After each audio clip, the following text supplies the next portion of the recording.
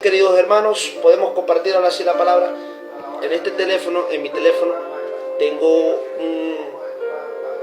una Biblia de estudio, que en la cual esa Biblia de estudio da todo el relato, en la cual podemos ver todo lo que sucedió y lo que no sucedió ahí en esa batalla.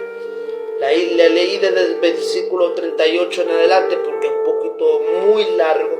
Esa historia relata muy larga, pero podemos retroceder y podemos darnos de cuenta que David era un niño en la cual, un joven, en la cual rubio, ojos verdes, catir, hermoso. Dice la Biblia que era un niño conforme al corazón de Dios. Podemos darnos de cuenta que ese niño, podemos darnos de cuenta que antes de matar a Goliat, antes de derribar al gigante, podemos darnos de cuenta que Samuel va hacia Saúl y le dice: Dios te ha desechado por la desobediencia, porque Dios le dice a Saúl: mata todo, no deje a nadie. Pero lo que hizo fue llevarse a uno de los más que mandan, pues, y no lo mató cuando Dios le había dicho matar. Samuel llega a Saúl y le dice: Dios te ha desechado. Dios desecha a Saúl. Y Samuel está orando, pero Samuel llora por Saúl. Y llega palabra de Jehová a Samuel diciendo: ¿qué tanto lloras por Saúl si yo lo he desechado?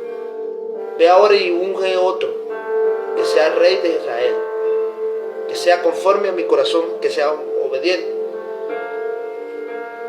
Y podemos darnos de cuenta que Samuel llega hacia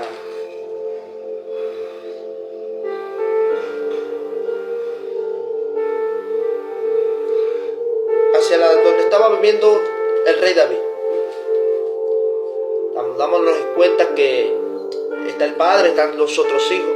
Llega el primer mayor, dice que no es ese. Llega el otro, nos dice que no es ese. Llega el otro, dice que no es ese. Llega el otro y dice que no es ese. Llega el otro. Y su papá le dice: hay uno que es el que apacenta mis ovejas, en la cual es David. Y Samuel dice: ve y llámalo, yo lo espero aquí sentado. En esa cualidad él llega. Y Samuel dice esta palabra: este sí es un joven conforme al corazón de Jehová, conforme al corazón de Dios. Samuel lo unge como rey de Israel. Luego que Saúl fue desechado, dice la Biblia que llega un espíritu de parte de Jehová a atormentarlo. Y dice también la Biblia que Saúl llamó a David para que tocase para Saúl el arpa.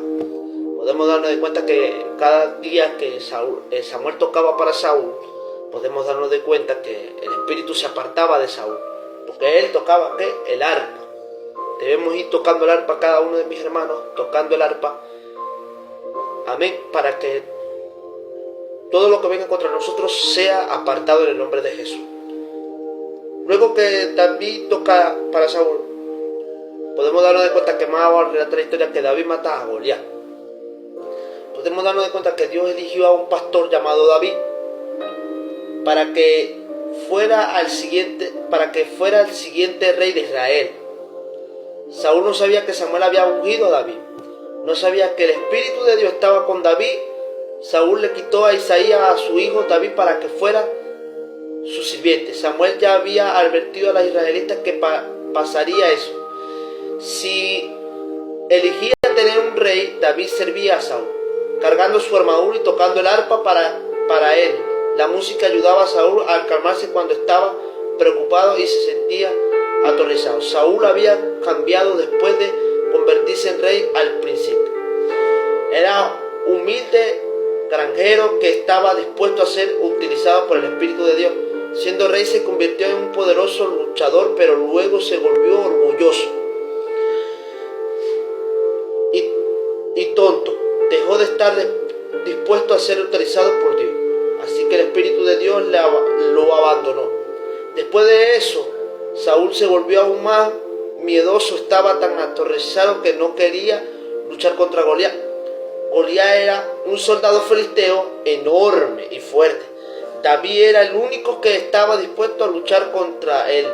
David era un luchador valiente e inteligente.